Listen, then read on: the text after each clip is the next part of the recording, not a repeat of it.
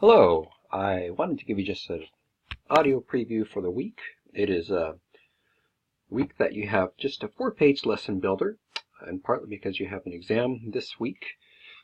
Your exam is going to be on the 16th. It is your responsibility to make sure that the testing center you're going to is open when you plan to go there. You can certainly on the Lane website type in testing center in your search engine to verify the hours. You want to give yourself enough time. It's about a 58 question exam. Some people can roll right through that and be done in 40 minutes. Others it takes about an hour or a little longer. So you want to give yourself plenty of time so you're not arriving at the testing center, for example, a half an hour before they close and try to cram it in, because that's just not good planning. So give yourself enough time that you can comfortably take the exam and finish it. You've never seen one of my exams before, so just like you haven't seen one of Christina's exams, so you don't just want to assume and jump in there and go, oh wow, they have some challenging questions. Yeah, I'll say my questions are challenging, but they're fair questions. So my point with that is, don't assume that it's just going to take you a half an hour to roll through 58 questions. You don't know that. Within some of those questions, there's multiple choice. Most of them are multiple choice and multiple answers. So matching as well. Most of them are on the multiple choice side, best answer. But my point is, give yourself plenty of time and don't assume that you can get this done quickly, because as maybe you have learned in life, or if you haven't yet, sometimes your best assumptions on things tend to be wrong. Give yourself plenty of time. You'll be just fine. This week you have 2 assignments. Just 2. Intentionally, I'm keeping it fairly light. The one is not actually due until the 22nd. The not learning style inventory, but the Robert assignment. And then you have your color profile, which a lot of you have already done, which is great. So you can just skip that. For those of you that haven't done it yet, what you do is you kind of go through this little exercise. If you go back to the course, this is my view, this isn't your view, so let's backtrack a little bit. This is where the icon is that you open your exam up. You can't open it yourself.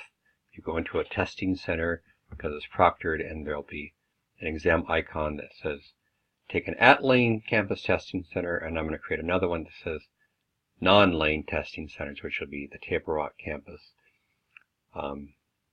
Other campuses outside of the Lane system.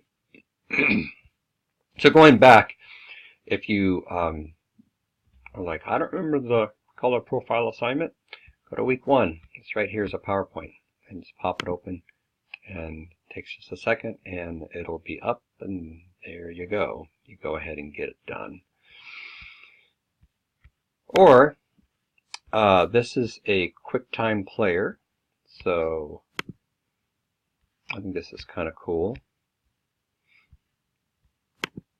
You can pause it, play it, pause it, play it, and that's the PowerPoint in a different format in a player. But if you can't get this one to work for whatever reason, you can always go back to the course and pop open the PowerPoint. It's the same thing. Okay, then the second half of the assignment, our second assignment, is when there's your rubric for the above assignment. It's very clear. You should all get 15 points. You have an example of how your letter format should be written to your clinical instructor, and you go back and complete that in the actual Moodle course under week 3, the week it's due, which is right over here. Do the 19th Saturday, and you type in your letter. That's what you do, like you've done in other assignments. Okay, so we go back. The other assignment is applying your learning style inventory. And this is And I'll take that back. It's not learning style inventory. It's using how you communicate your color. So you're going to just take these questions, which are right in here, and you're going to answer them based on the scenario, which involves Robert, who is blind and has memory loss, and it's also had a hip replacement. And a few of you may know the hip protocols for a posterior replacement. I'm not expecting you to be tested on this, but if you go up in this link, you'd realize that one of the positions the patient doesn't want to do, and I'm helping you out here a little bit, is bending over 90 degrees. 90 degrees. If you bend too much, you're at risk for dislocating it, and there's more in that scenario that'll help you answer the questions correctly.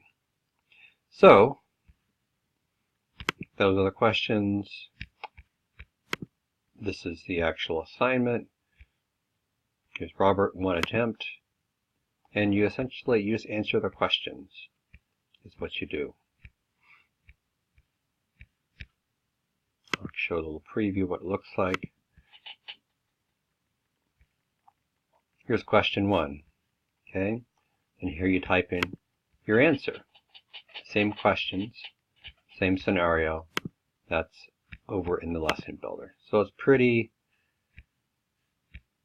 it should not be any difficulty. And once you're done, you submit your questions at the very end. Finish attempt, and then it's submitted. You only get one attempt on it. This is a simple yes and no. What did you learn? Did you have 4 or more spelling error? True or false? That. Describe what you learned.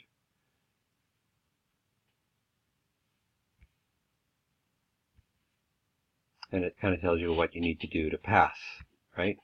In terms of your communication color, and the same over here. To pass, summary of your assessment, how your interaction went, etc. All right, enough talking for me. Have fun with this assignment, and I look forward to going through and assessing your work.